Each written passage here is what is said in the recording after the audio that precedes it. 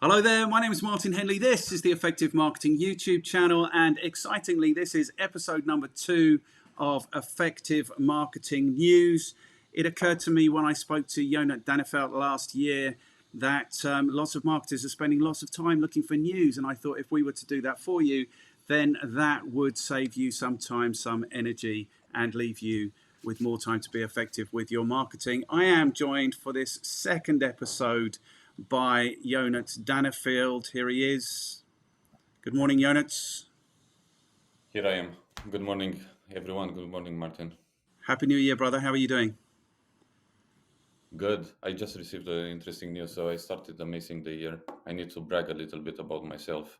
I'm one Okay, of you the do that, CMOs brother. to watch in.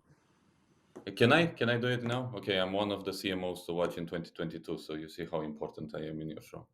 I'm Okay, joking. but who said you were one of the CMOs to watch in 2022? The If it was your CMO mum, it Alliance. doesn't count. The CMO Alliance. Well, okay, so that does count. How many people are in the CMO Alliance? If it's only 3, it doesn't count. 966. So you are. And how many people are on the list of CMOs to watch in 2022? I think 7 or 10. Okay, good. All right, good. Okay, then I'm impressed. It's not your mum. There's not only 3 people in the alliance, and there's only 7 people on the list. Congratulations, Jonas. That's And a it's great not start to you. the year. Not me. No, I'm not a And it's not CMO. you. It's not me. No. Congratulations, Okay, Jonas. good. Thank you. Good. Because if we're talking about you, let's talk about you a little bit. You had a good year last year, didn't you? Appear on the same bill as Barack Obama in some conference. Indeed, on the Reshape conference, yeah, it was actually an amazing year. It's been a year of I would say personal branding and growth for Trapo because that's the company that I'm working for. For the ones that they actually don't know, we are in the automotive space, one of the big players in car accessories in Southeast Asia, and we've seen a tremendous growth. And I think that more amazing things to do in 2022. It feels like it. It feels weird in a way because you've kind of improved your personal brand by going to work for a corporation. And I I don't know. was What's that? I wouldn't say corporate. I wouldn't say corporation. I'm laughing all the time with the guys. At the moment that this company is transformed into a corporation, I'm going to quit. Uh, it, I think they gave me a platform to grow. I think that's the best word possible. And the platform to grow, especially in a pandemic. I mean, who the fuck is buying a product that is used on the go, meaning like a car mat or a car accessory, whereas the entire country locked down, and the entire world is in a lockdown, and we try to reinvent ourselves. Good. And you have. And what I'm saying is, okay, so maybe it's not a corporation yet. I think it could be a corporation at some point in the future, maybe. But it's kind of counterintuitive to think that you would improve your personal brand by going to work for a company, by getting a job, as opposed to Yeah, being your own yeah. boss, flying solo. Okay, good. Well done, Jonas. Have we spent enough time blowing smoke up My direction, yes, in you your did enough direction? time. Okay, good. Good. Excellent. So we're here to talk about the news. So what makes this interesting a little bit is that we're kind of on a mission to find 3 news stories each. I don't know what you're bringing. You don't know what I'm bringing. So there is a little bit of jeopardy here. It's tremendously exciting. Let's kick off with the news. So what has caught your attention in the last, it's kind of 3 weeks since we did one. We're going to do this fortnightly, I think, is the plan. You've committed to do 7. This is number 2, so there's 5 more. So there'll be 10 more weeks of this. What's caught your attention? Should I say all of them in a go, and after this we kind of like dissect and go one by one? How do You you can prefer? say all of them in one go, and then afterwards we will dissect. Yeah, that's okay. Okay, so the my 3 areas of interest, I think that I'm going to speak mostly. My news are kind of like solely in the direction of e-commerce because that's basically what we are doing, and that's my interest. Good. Um, Augmented reality and virtual reality, so AR and VR.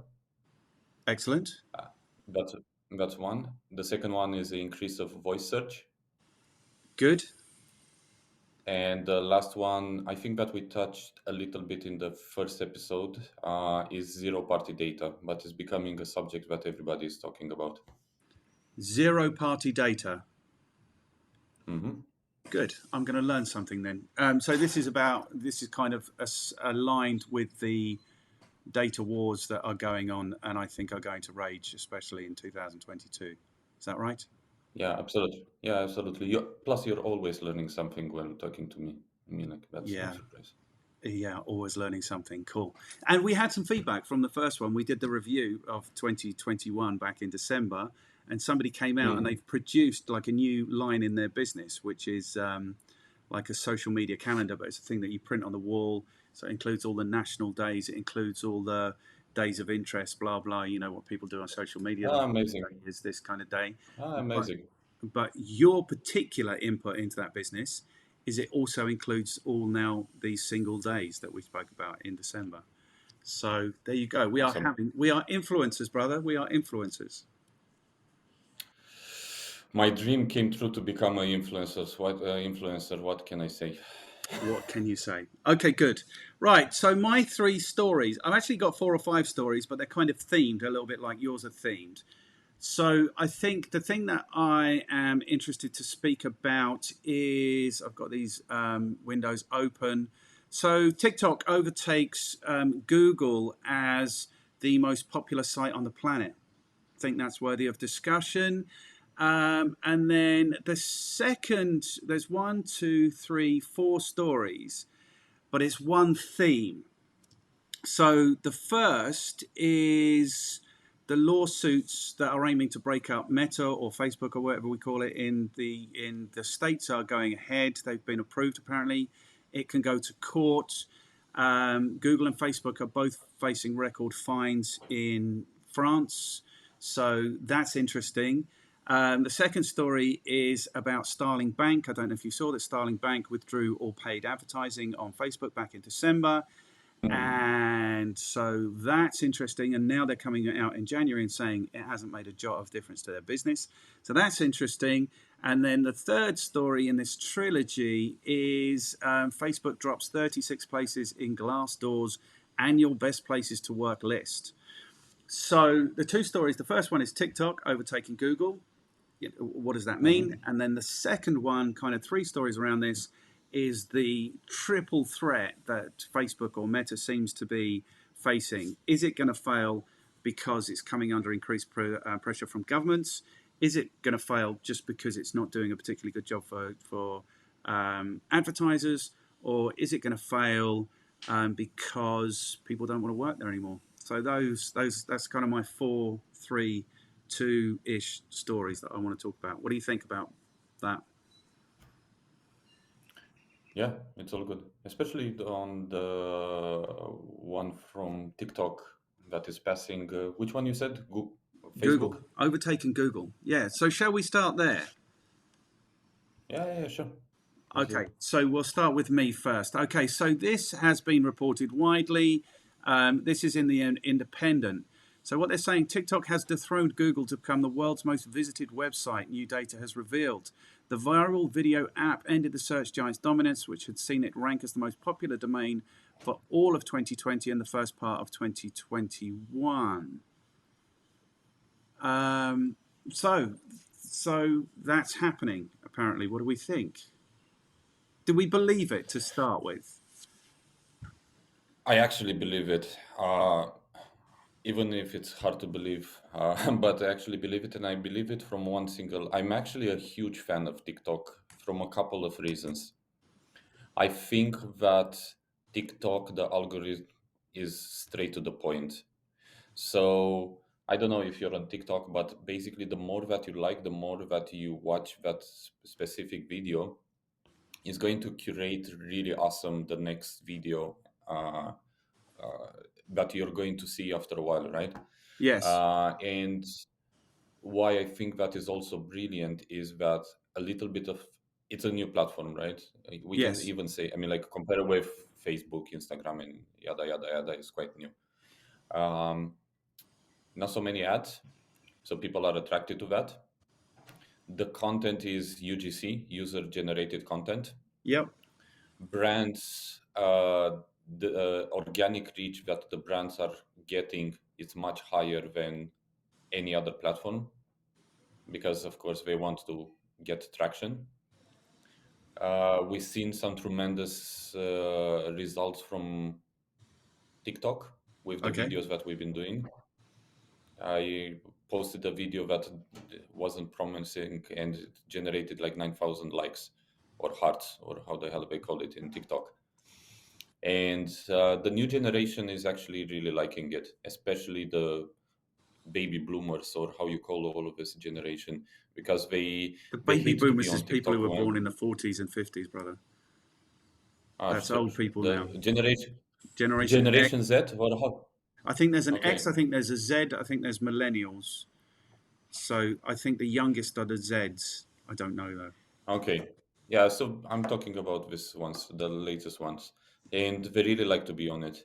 They really like to be to generate content. They really like to go viral. They really like to basically to be on a platform that their parents are not on, which is becoming like a mama's platform a little bit, Facebook, right? So I totally believe it. And it's quite unique, the content. It reminds me a little bit, do you remember the platform Vine?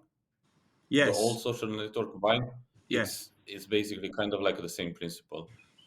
Okay. So this is interesting then, isn't it? Because Vine spawned like careers, like the Paul brothers came out of Vine, and what's her name, Lisa Koshy came out of Vine, and like it spawned like a whole generation of YouTube's superstars. Okay, so what interests me then is three things about this. So is it probably to keep it relevant or to start at the most relevant point? Is it any good for marketers? Because when you and I spoke, whenever that was, like a year ago, you were failing to find value, but now you say that you are. So that's first question number one. Question number Hmm. two is it good for the world, society? Like it's coming under criticism for providing a platform for underage girls to sexualize themselves, etc., etc., etc. It is very sticky. I don't want to use the word addictive, but you know what I mean. People are spending an inordinate Hmm. amount of time there. And thirdly, is it how's It's it going to costly. stand up? But this is three. So how's it going to stand up? Because now we have Instagram Reels, we have YouTube Shorts, we have all of these things. So everybody is piling into the same space. So and then before we talk about that, I wonder how they're calculating this, because if it's time spent on the platform, that's one thing. People go to google.com, they put in their search, and they're not on the page any longer. If it's number of visits, then I just can't believe that this is true, because like everybody opens up the internet and they go immediately to Google. There's four things. Okay. So let's take it with the ones that I remember. Um, the first one, if it's relevant for companies or for marketers to actually to be on TikTok, I would say definitely. I see a mistake most of the time that companies or brands, I'm talking about the small ones, right? Or startups or e-commerce businesses. They feel that, okay, I'm fine on a single platform. So they're trying to put their the eggs in only one basket, which I Yeah. think that is a mistake. You're absolutely right. In the beginning, we couldn't find the recipe of success. And the recipe, what we actually did, and my mistake was, and I think that is really important to state out, my mistake in this process is not only about success, it's also about failures. I realized that we were copying content. So TikTok is a very unique platform. In order to grow that platform, you need to use the following. You need to use popular sounds. So sounds that are actually viral, and you're going to see the same video created in different ways, but using the same sound. So the algorithm is triggering the sound. So that's one of the things that we did. We were using a sound. Short is really important. Using the fun factor is another one. Is not necessarily product centric, but more action based. So what I mean by that is not necessarily using product selling, is not about hard selling, but it's about using it in a fun way, your product, right? Yeah. So if I would put it in the funnel, I would put it in the top funnel, not in in the bottom funnel. So top funnel is brand awareness, mid funnel is adding to cart, and bottom funnel is purchases. So it's purely like on the brand awareness. Yeah. This were the recipe of success. When we started, I know that it's a little bit weird to say, but when we started to copy viral videos using our products, that when we found the recipe of success. Okay, good. And that's kind of the way I am seeing it and understanding it is there's like an originality, there's like a borrowed originality kind of aspect to this where everyone is using the same sounds, they're using the same themes, they're using the same ideas, but everyone's bringing a little bit of their own thing too. I think that's what makes it so Yeah. compelling, 100%. And I think you're right, and I think this has been the case for social media. You know, not all social media. Maybe LinkedIn is a little bit more direct and a little bit more dealing with a different place in the funnel, as you put it. But I think social media is typically about brand awareness. I think that's what it does for your business. I think that's cool. Okay, so relevant now to marketers. The second thing is it good for society? Is it good for the well-being of these people who are on this platform?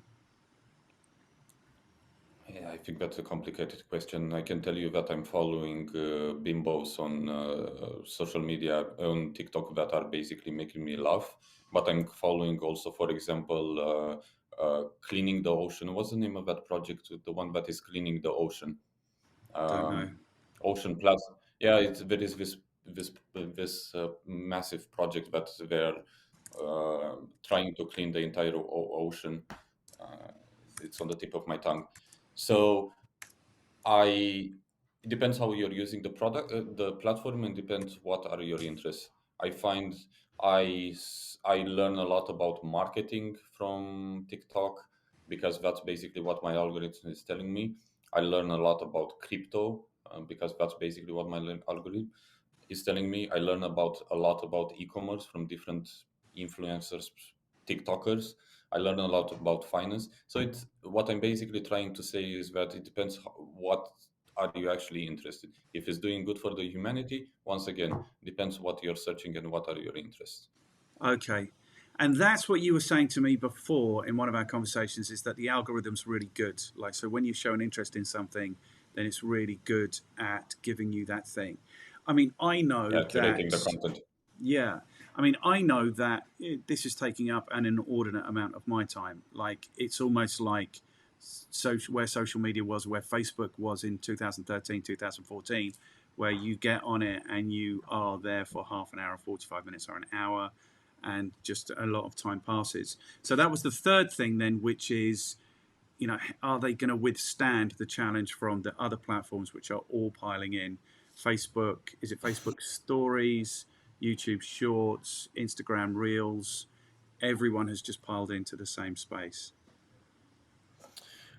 I saw last year, if I'm not mistaken, around October or November, there was a statement from the CEO of Instagram putting a video. It's quite interesting for you to watch, saying that Instagram is no longer shouldn't be no longer like a photo sharing platform. Should Yes. be, and he used specifically, it should be more like TikTok video centric, Yeah. which I found really interesting that the CEO of Instagram is actually mentioning the name and trying to copy uh, TikTok like a new platform.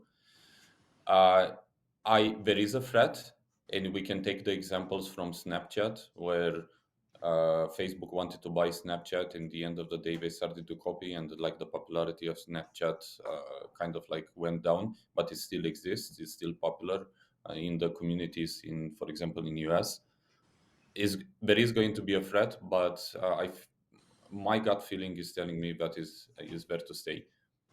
Yeah. I think so as well. I mean, but it is like mass media hate it. They're talking about the fact that it's Chinese owned. They're saying that it's like about, all the things that they say, I suppose. Okay, Mm. good. All right. So that's interesting. News story number one. So let's go to your first news story. Yeah, so I was reading recently, last week, a report regarding top 10 trends reshaping the way that we shop in 2022. Okay. And the one of the first things that it came out was AR and VR, so augmented reality and virtual reality.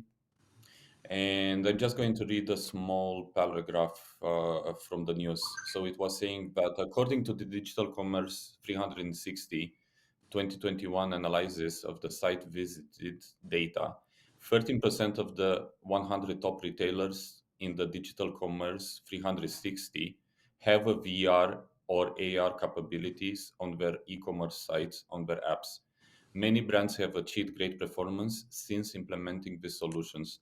For example, and is giving here a couple of companies, and they're saying that one of the companies, I never heard about it, but it's 10th Street Hats, increased their conversion rate by 115% and their revenue by 110%. And I remember a couple of examples. For example, even IKEA, which is probably the brand that everybody knows, has a VR capability. Sorry, it has a AR capability, where you basically you can basically do your entire bedroom in AR, and you can see how a chair or a cabinet is looking in your home, right? Yeah. So it made me think, how can we use it? And the discussion is more about companies and e-commerce companies finding new ways to increase conversions. AR is getting popularity more and more.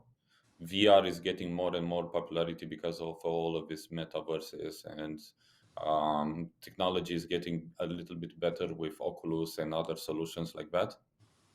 And why I find it really interesting, VR and AR, because buying a product online is never going to be the same experience as buying a product offline, where you basically touch it, feel it. But technology, it's definitely making it simpler for you to visualize, to understand how the look and feel. So to give you an example, what we wanted to do in our company in Trapo, we want to do AR,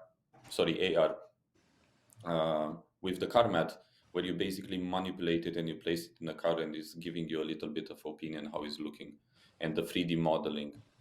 So that for me is a new. So the question that it goes back to you, because you've been in this space for a really long time in marketing space, do you see that entrepreneurs or business owners should embark in these new trends, which are like VR, AR, and I'm going to speak after this on voice search? Okay, so what I think about the online sales in the last 2 years is obviously it's just gone crazy because lots of people have been stuck at home with no other way to buy, and they are. The other thing I think is that now with vaccine passports and stuff, people aren't able to get to the shops necessarily if they don't have those things. So I think people are being forced even further, more online spend. I always worry about these trends and I always worry about these trends articles that come out at the beginning of the year, because for me, nothing really changes. So, really, AR and VR is just about the quality of your content. You should have been investing in the quality of your content all the way through if you want to be satisfying Google. So, what do I think? I think VR is really interesting because frightening, because Elon Musk, I saw the other day, was saying that the next step in technology is not putting TVs on people's noses, and he's talking about putting chips in people's heads by the end of the year. So that is, that goes to another level, scary level. So, what are the two? Virtual reality and augmented reality. Augmented reality. I've seen really, really useful applications of augmented reality, but not even recently. Like 6, 7 years ago, people were doing this really well. So, for example, there were estate agents in London who had a plot of land, and they would essentially give you an augmented reality view. So you could essentially walk around your potential apartment when you're just in a field. You can look in one direction, see where the nearest tube station is, look in another direction, see where the nearest grocery store is, etc., etc., etc. So I don't think my issue with this trends type stuff is it's very rarely new news. This has been going on forever, but I absolutely think 100%, if you're in e-commerce, you should be investing in the quality and the usability and the functionality of your content. I don't personally. I'm not a great fan or believer in VR, so I wouldn't go in that direction.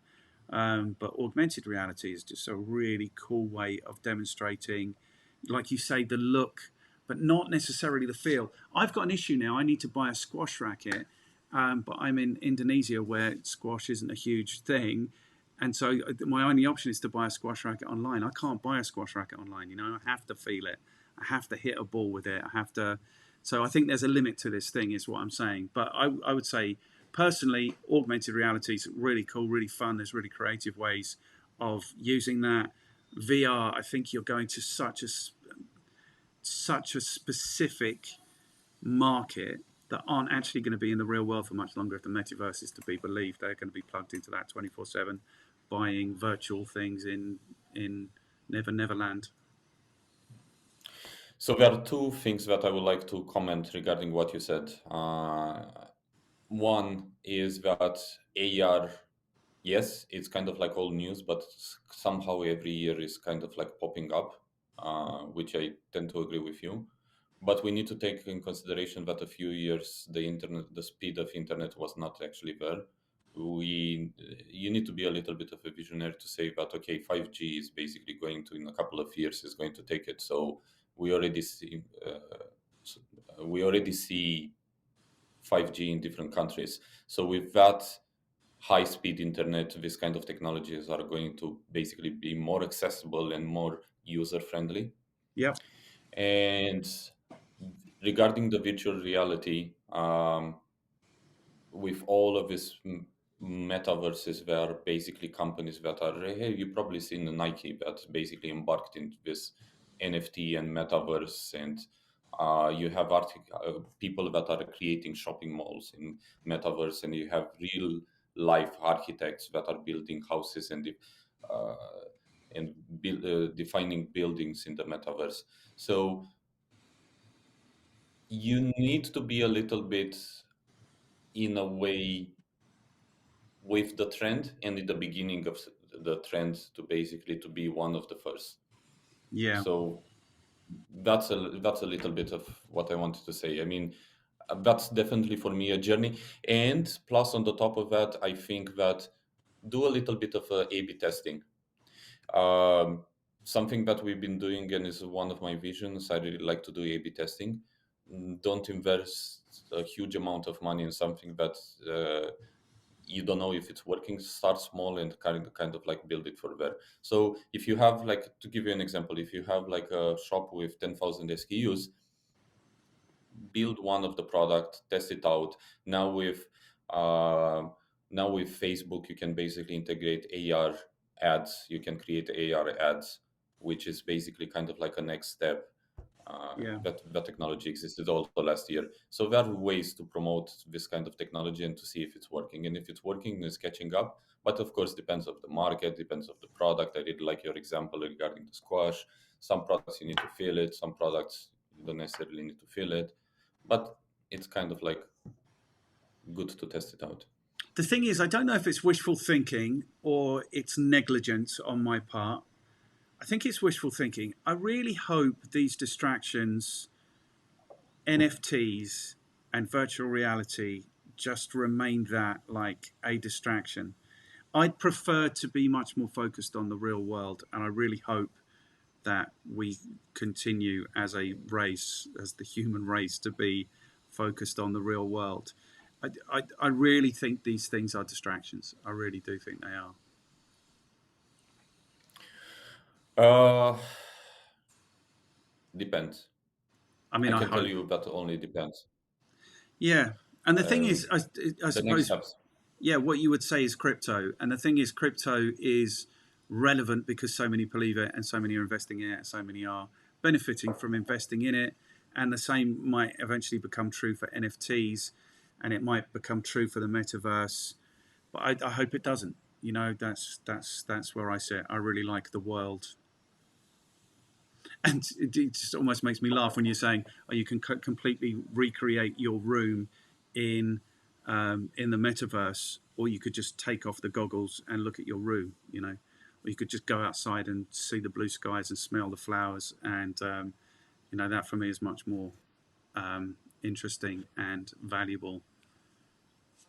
Listen, the technology, in my opinion, is just in the beginning. Probably the same people, they said exactly the same thing regarding the automobile in the beginning because it was slower than the horse, right? And that's They an said it would example give that I you. think that I give They, you.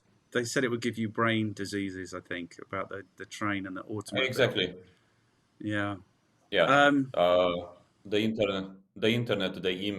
email as a email. Everybody was used with sending posts, email, and how many emails are sent every second. It's going to be a wonderful space to watch in the next oh, couple of years. That's okay. We need to have a conversation about not this time, but maybe in the future about kind of what are they calling it? Fake intelligence, augmented intelligence, AI. mm, okay. What are they Yeah, calling sure. it? AI, AI. augmented. Yeah. Yeah, I don't we need to know. have a conversation AI. about that because I'm really quite worried about that, and I don't think it's going to make the world better. Okay, good. All right, so we're talking about the metaverse. So then let's do if we're done with that story. Are we done with that story? I think it's Yeah. interesting. My Yeah. recommendation would be invest in the quality of your content. I think that will, providing you have an audience who are actually going to see the content, invest in the quality of your content. Augmented reality is really cool. You can be really creative and fun with that. Um, virtual A/B test. reality, yeah, test. But virtual reality for me, much less interesting, much less exciting. But hey ho, if your market's there, if you are selling to teenage boys aged between 11 and 68 or whatever age these boys are who are on virtual reality, then maybe you should also be testing that. I think that's cool. Right, so we're talking about the metaverse taking over the world. I think that maybe this year Facebook is going to actually be in real trouble. So in France, Google and Facebook hit with $238 million fines over privacy violations. So 150 million for Facebook, 60 million for 150 million euros for Facebook, 60 million euros for Google. And if they don't sort themselves out, it's going to be 100,000 euros a day, I think. And in the States, what they're saying, US competition watchdog can proceed with a breakup lawsuit against Facebook's owner, a federal judge has ruled. So Mark Zuckerberg's Meta, the parent of Facebook, Instagram, WhatsApp, had asked a court to dismiss an antitrust complaint brought by the Federal Trade Commission for the second time. However, Judge James Boasberg said on Tuesday that the FTC's revised lawsuit should be allowed to proceed. So I tell you what I think about this is I think that probably something should happen. It's a little bit like Brexit. Maybe it was a good idea for the UK not to be in the European Union, but actually extricating themselves was always going to be fucking impossible. So I think it's a little bit like that. It's probably a good idea that there is some kind of demonopolization around Facebook and these other platforms.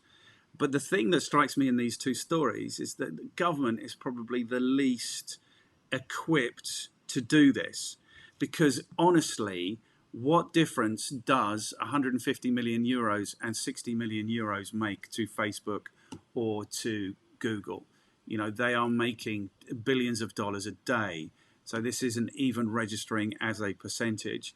And if they don't behave themselves, they're going to be fined 100,000 euros a day. Honestly, that's not even a blink. So I think government's inability to understand the scale of these things makes them really poorly equipped to actually do the work of making sure that these things are managed, are not too big to be successful, because they're already too big. You know, they're bigger than governments already. What do you think? I want to go on your statement that you gave earlier that governments are not inequipped. I think governments are really. You probably everyone's seen the statement and the recording from Mark Zuckerberg and the Commission of Understanding the Privacy when they had all all of this privacy issue. They don't understand how ads are working. They don't understand what's a cookie. They don't understand how to do targeted ads. They don't understand all of our social media, all of the social media. So for me, it's a fucking joke. This entire how you call it, conferences, when all of this state department is asking all of these questions. So that's one. Second of all, I I'm a little bit puzzled because it feels to me that yes, monopoly is definitely not good. And riding a little bit what we discussed earlier regarding TikTok, I'm really happy that another platform is actually came out to Facebook and YouTube. They don't have any more monopoly on social media content, and there is an alternative. But my problem is every time that it feels to me that every time that you arrive on a certain level of popularity, somehow people were trying to break you down. You see where I'm Yeah, going? I do see And where for me, it's you're fucking going. frustrating. Yeah, I think the thing is for me is that this is going beyond, like, it's not because they're jealous. I do think that Facebook and these other huge platforms represent a risk. I think they have too much influence about the way that people are understanding the world, politics, all of these things. That's what I think. So I do think that they represent a threat. I just think that governments are. I presented for the European Union. No, it's not as grand as it sounds. It was like a small division in Malta about the threat of these platforms. And as part of that, I read out the thing that you have to accept, the license agreement you have to accept to be a user. And it's actually horrifying what's in there, and was in there, and this was in 2014 or 2015. The horse has bolted. These corporations are way bigger than any of these governments, even the government of the United States. You know, they are in every country in the world. If you think about them in like state terms, they have a population of 2 billion. Facebook, you know, so they are the most populous organization on the planet, and they are driving the way people think. And so governments, and this is a joke, like, what is €100,000 a day to Zuckerberg, who's worth whatever it is, $80 billion? You know, it's not even, it's not even an inconvenience. It's like, it would just take that money, you know, who cares? Listen, I'm going probably to say something that I'm going to have a lot of hate. I don't believe in fucking privacy these days. Point. Okay. Uh, and why I'm saying this, because you're on all of these fucking platforms. You're on Facebook, you're on Google, you're on Yahoo, you're on YouTube, and you basically accepted the terms and conditions. That means that your data is not there. In Malaysia, we have an app in order to, with this pandemic, which is called My Sejahtera, that you need to scan everywhere you go. It's basically tracking everywhere, right? So you have now all of these apps for COVID. Don't want to go again into the COVID discussion. So I don't believe in privacy in 2021. I don't believe in privacy in 2022. I believe that our data is my name, my email address, my user behavior is basically taken by all of these websites that I basically subscribe. But what I'm really frustrated is the breach in my privacy. So what I mean by that, I don't have any fucking problem that Facebook or Google has my data and knows whatever I'm doing, because in the end of the day, there is no way to hide it. If you don't want to, you basically have a device in your phone, in your pocket, that is basically tracking you everywhere, right? You cannot tell me that privacy is a concern. And I really laugh with people that, oh my God, the privacy, my data, and yada, yada, yada. It makes me love this conversation. But what for me is really frustrating, and where the government should put a little bit of effort, is how, if all of these companies, they have data, how they can basically secure it for data breaches. What I mean by that is hackers, and the entire problem with Facebook, with Analytica, or what was the name of the company Yeah, that yeah. basically, that's basically my problem. If you control my data, if Google or Facebook has my data, how you basically, I'm me as a user, I'm 100% secure that I know that my data is basically not going to arrive in the hands of X or YZ. Yeah, yeah. And I That's think my the issue problem. with that, though, is that people who are concerned about these things think that probably Google and Facebook are the worst people to have your data. They're going to misuse it to the full extent that any hacker might, or fraudster, or scammer might. And for me, but the thing is different. So the thing for me is the way. I mean, this is also a rabbit hole that I don't want to go into today.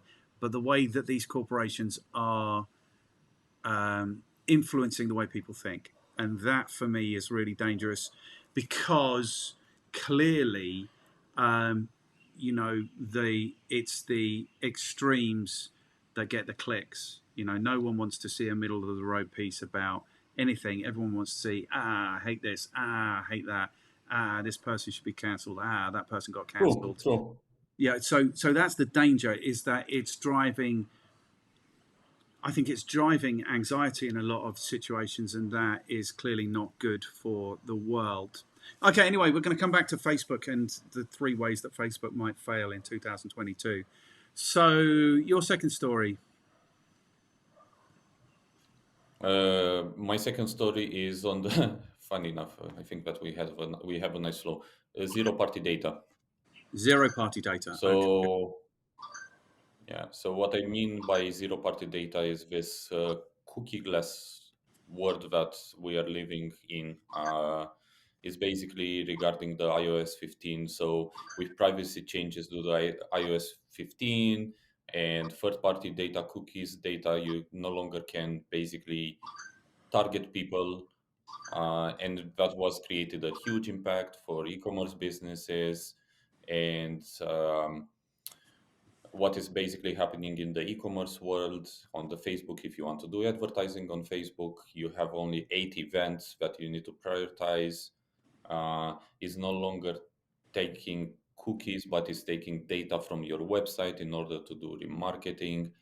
Email, the entire thing that is happening with Apple, that you basically cannot, if you're using an Apple device, mm, professional. We are here at marketing. We are really professional. Sorry, somebody's really trying to get hold of me. Okay, good. You can carry on. Yeah. So what's happening also with Apple, that you basically cannot, if I don't disclose the data, it's no longer open rate as one of the KPIs that you should consider in 2022. It's the click-through rate. So that's something that is really important. So we already made changes. I cannot no longer retarget you. So it's a question about how can you build direct relationship with your audience and collect that first-party data. So there are a few ways that you can do it. Um, okay, before going to that, the ways for the companies, do you actually? It's coming back. It's the discussion that we have previously regarding privacy. How important is privacy? And Facebook is cracking its major hit from Apple. It seems that Apple is kind of like a trendsetter with data and privacy. Um, what's your opinion regarding that? Okay, so I think, like, we're not here to let people know the ways around these things necessarily, so we don't need to get into that. We're kind of already about 50 minutes in, so we are actually already 45 minutes in, so we don't need to go into those details. Maybe we can in future if we prioritize that. I think it's not about, we touched on this in December when we spoke. I don't think it's about the protection of individuals' data. I think it's about the value of the data, and these corporations are seeing that. Um, Apple are upstream of Facebook because Apple have the device. So Apple can limit the amount of data that Facebook gets. So they're going to do it because there's a commercial benefit in doing that. So I don't think it's about the protection of people's data. I don't. I like you say. I think the horse is bolted with data. I mean, I am still shocked occasionally. Last year I did some work with a telco. They were telling me about the kind of data, the kind of view that they have of people using their network, which is basically they see absolutely everything to the point where they can set up triggers if people visit a particular website. So I think you're right. The data thing has gone. The data horse has bolted, and I think this is purely commercial. And if I were going to make a prediction for 2022, my prediction would be that Apple will bring out their own advertising Absolutely. service. Yeah, 100%. And Yeah. so, and Yeah. that's what this is about. It's not about the protection of individuals. It's not making you feel better about the fact of you're being tracked or you're not being tracked. It's about, there's a commercial imperative here, which is everyone knows the huge value of this data. And so these corporations, of course, are in the business now of managing that. You know, that's what they're Yeah. doing. Yeah. But in the end of the day, I think that our since we are doing this, I even don't know how to call it, interview, news, whatever it is, and since it's called effective marketing, the question goes back how marketers can be uh, um, Okay, can you do it in two can minutes? If you can do it in 2 minutes, you can do it. I can do it? Okay, wonderful. So, few things. I think that are only three things. The magical number. Speak directly to your audience and retarget via emails. Integrate quizzes and collect additional first-party data. Use, for example, I think that email is going to be something that is really going to be important, even if click-through rate is something that is changed from the open rate. And another thing that I think that is really important, we're going a little bit back to the origin, which is SEO, meaning like organic traffic Yep. rather than paid ads. And that's basically what I wanted to say. Good, and you did that in a Let's minute, make and I think journeys. you're absolutely right. I think what people need, what marketers need to focus on is actually owning their customer, owning that relationship. Do you know what I mean? Because otherwise, like we said again in December, the danger is that you invest in having a customer that you don't actually have, and they are owned either by the platform that you're the retail platform or the social media platform or whatever it is. And I think it's interesting because the data is going away. And I think as digital marketers, we've been drunk on the data for the last 10 years.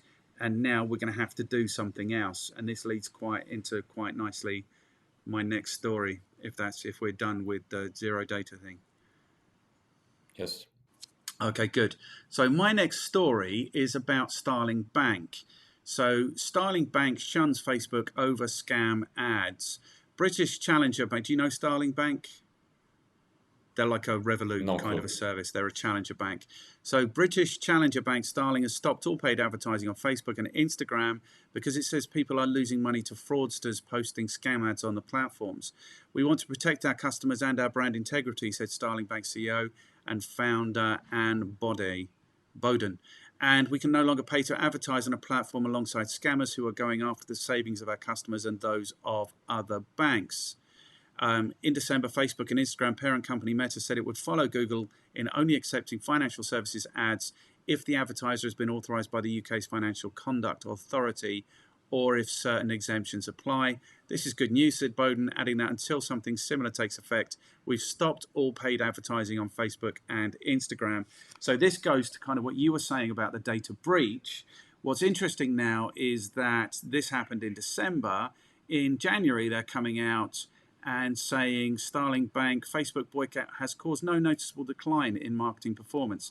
Starling Bank stopped advertising on Facebook and Instagram in December to protect its customers and said last week it would not reverse the decision until Meta cracks down on financial fraudsters using its platforms. We'll obviously keep an eye on it, but at the moment we're pretty comfortable that it hasn't caused a noticeable decline. Starling Bank's brand director Rachel Caroni tells Marketing Week. In fact, December saw the fintech business hit its highest ever brand awareness level, she claims, with a score of 71. We've gone from being a startup to being a high growth company.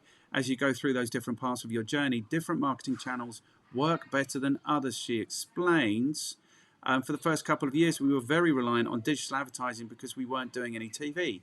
Now we've turned that around, and certainly for the last 2 to 3 years, we focused on a lot of those above the line channels.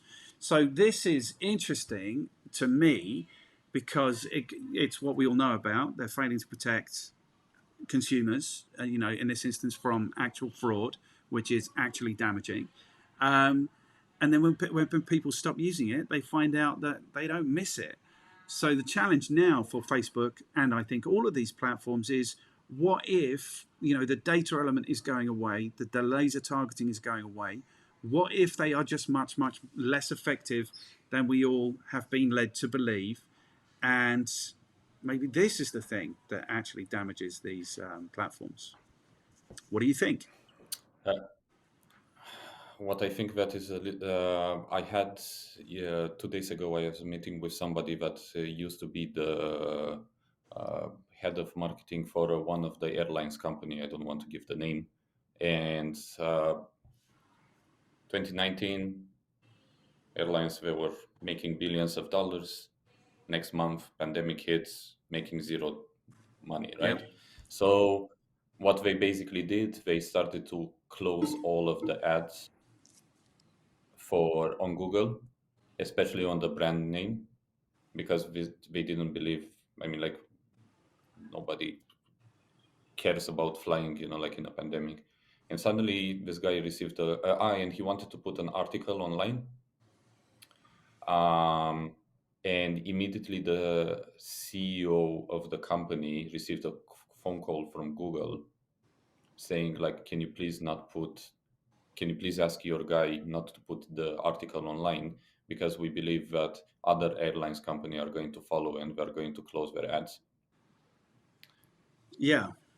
Which is quite interesting, right? Which is quite interesting. And there is a question if you should bid on your own keywords, if you're big enough, if it's working. I think that's a really interesting story. Yes. I think that it's a little bit. I think that it's creating a little bit of a media stunt for this bank. For sure, people are going to follow it and they're going to read about it. If you ask me if they're going to come back on promoting the service, I definitely believe that we're going to do it. It's impossible these days not to do ads. But I think that you touch a really important subject, similar to what I was saying. If that's creating kind of like a trend in that vertical of the industry and other big players are going to follow, then that's a threat for all of these companies that are basically living from advertising Google, Facebook. Yes. And the thing is, I think what I think about this is I had a really interesting conversation, the talk marketing thing. I had a conversation with Barnaby Winter about this week, and he's talking about this being the fraud of broadcast media, which is you advertise to the whole world, but only a tiny, tiny, tiny percentage of those people are actually going to end up buying from you. So there is huge waste in that. And I think the issue for these platforms, not just Facebook, but also Google, is that they always want to drive more and more and more sales. So they do drive you to advertise to less and less and less, or less targeted audiences, and that is the shame of them. So when I teach Google Ads, for example, I teach people to get stupidly targeted, so that that there is no waste. Are you still there? Did you stop moving? Did you freeze? You just froze. Yeah, so I think maybe these platforms are less effective than we've been led to I'm believe, here. and I think certainly when the data element goes away, they're going to be less effective again. And I think this is going to be a threat to their business model, and it's going to cause marketers to think about exactly how they use them and why they use them and how they can use them more efficiently. You're back. I'm back. The Yes. beauty of working online, right? Yes. It's okay. We're good. So that's what I think. I think the world's going to realize that these platforms are actually much less effective than we've been led to believe, and people will start to use them in a much more considered way and efficient way. Hopefully, Yeah. that's my hope. Good. Your third story. My first story is super quick because we are already right on time. My last one was voice search. Voice search is another 2022 e-commerce trend that brands and retailers shouldn't ignore. Powered by artificial intelligence, AI, voice recognition, voice search allows customers to shop products using a voice assistant like Cortana, Apple Siri, Google, and so on. And I found this really interesting. According to PwC, 80% of the consumers who have shopped using voice search are satisfied with the technology. And according to a market research firm, is saying that it predicts by e-commerce transaction values via search voice search assistant will reach $19.4 billion in 2023, rising from $4.7 billion in 2021. So that's basically, again, you probably see that I like trends and I like to embark on trends. Another Yeah, one is basically voice search. and Uh, and what I base and what, yeah, please. yeah, so voice search has been on the trends for the last 5 years that I've known about. So this is coming, has been coming. You won't be surprised to hear that I'm a little bit skeptical because I upload these videos to YouTube and YouTube does the transcription, and basically weirdly it's always the keywords that they fuck up completely. So it's interesting. I suspect it's really exciting and really clever, but probably not as good as it needs to be really effective. And I think probably $19.4 billion of sales is nothing in terms of sales if you look at globally what's going on in terms of sales. Do you know what I mean? So that's kind of what I think. Don't know what you think. What I basically think that consumers are getting lazy, more lazy and lazy, and the popularity of voice assistants, they are becoming a little bit smarter than a couple of years ago, is not going to be for everyone. There is a company that is called Jason. Really recommend for everyone to search it out. Search it out. And they're one of the biggest players for the e-commerce in order to integrate voice search in your e-commerce. Is going to work for a kind of like a linear consumer journey. Is Yeah, not going to be for the ones that, hey, I want X, I want this variation and I want that variation and yada yada yada. Uh, and depends a lot on the market that you are. Voice search is really popular in countries like US, UK, etc. yeah, Um, and consumers are starting to buy via voice search. Once again, stop being a grandpa and understand that people are basically technology is moving in a way, right? yeah. Uh, so that's Well, what I think. okay, good. I'm not being a grandpa. Like Elon Musk came out and said that it's the input, it's the interface will be the next big breakthrough in terms of digital technology.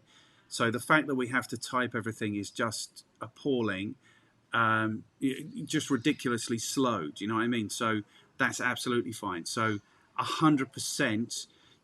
Where I am being a grandpa is when people send me voice messages on WhatsApp or Facebook or wherever it is that really freaks me out and does my head in, and I'll be a grandpa. That is ridiculous. That to me is akin to passing notes around the classroom. That's what that feels like. So I am a grandpa there. 100% when this works, it will of course revolutionize it. What do we do as marketers?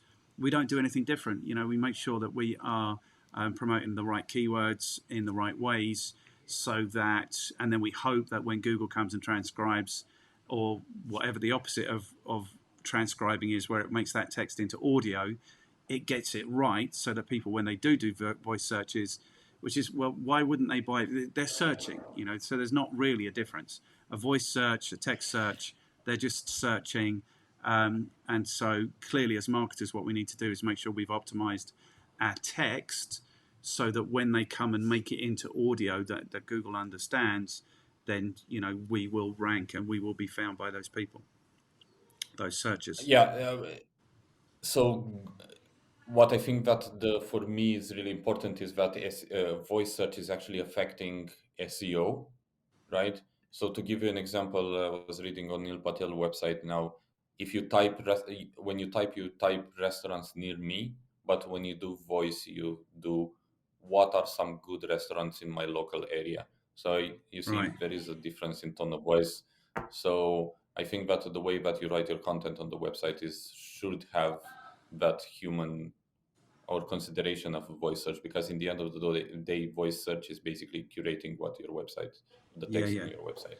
So it will be nuanced necessarily. I mean, it's just these people like whispering into their phones all the time. It's like okay, like maybe if they've got their headset on it, it's okay.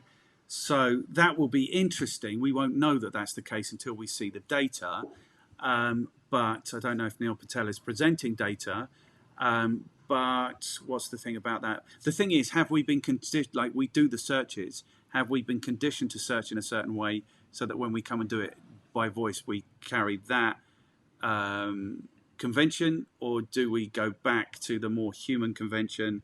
You're always going to make me smile when you tell me that we have to consider that human element when we are engaging with the computers. You're always going to make me smile. You really need to. Good. Shall we go to my last story? This doesn't even need to too much time at all. Facebook drops 36 places in Glassdoor's annual best places to work. It is still in position number 47, so it's down from number 11. This is amazing. It cut twice. Okay, continue. So, Facebook parent Meta Platforms dropped 36 spots on Glassdoor's annual ranking of the best places to work in the US, falling from number 11 to 47 in a year marked by major public relations crises. So, I just remember back to when you and I met, there was some kudos to being employed by Facebook or YouTube or Google or any of these countries. And I just feel like it might have lost its shine a little bit in the last 6 years. So there are 46 better places to work now than Facebook. Even though somebody told me recently that a starting salary at Facebook is like 250,000 US dollars a year, there are still 46 places better than Facebook to work. So maybe this will see the end of Facebook if people don't actually want to work there anymore. Money are always going to speak. Yeah, I but I think, couldn't. I personally couldn't give two fucks if Glassdoor is saying this regarding Facebook. Uh, Yes, it's right. Facebook, YouTube, Google. I remember like 10 years ago, it was like the mecca. If you work for Google, it was like rank number one, and you see all of this amazing restaurants in campus of Google and blah blah. But startups are kind of like implemented the same thing. Honestly, I couldn't give two fucks. Facebook is too, in my opinion, Facebook or Meta, doesn't matter how you want to call it, is still too big to fall. In my opinion, point. I'm not going to change my opinion. People are still going to work for Google. All of these companies are like Apple and Facebook and Google and Tesla. They are basically changing engineers and developers, and everybody is kind of like following the route of money. Who's paying more, they're going to work for. It's fine. okay, good. I just think it's interesting. I just think it's going to be an interesting year for. We're due a change, is what I'm seeing, hoping, and I think this is going to be an interesting year, a more interesting year than we've had for these monolithic corporations that are at the corner of marketing. You know, that's what I think. What I think is that definitely companies are changing with because of the pandemic. The companies that are going to be really popular on Glassdoor or places that you want to work are the ones that are giving you the flexibility to work from home, and the ones that are because employees they tasted a little bit the advantage of working from home. They definitely don't want to come back to the physical location Yeah, benefits. I was reading something, by the way, regarding the news. I was really surprised. You know, Evergreen, the company, like the transportation company, yep, the contact. Evergreen Taiwan paid all of the employees last year. So because of last year, but they paid it in January. Uh, anything between 30, minimum 30 months of salary bonus, and the executive were receiving 80 months of salary bonus. Check that out, read that out. It's quite Yeah, fucking fascinating. So 80 months, once again, 80 months of salary bonus. yeah. You see, what we're not talking about, which is good because I don't want to talk about it, is really the backdrop to all of this is going to be the economy. The 2022 is going to be the economy. It's going to be the state of the pandemic. It's going to be about where people want to work, how they want to work, why they want to work. I think that is going to be probably the biggest determinant of what kind of year Yeah. 2022 is. I'm optimistic because I know of this couple of guys who are doing like a marketing news type thing. So at least I'm kind of optimistic that I'll know what's important and what I should do about it.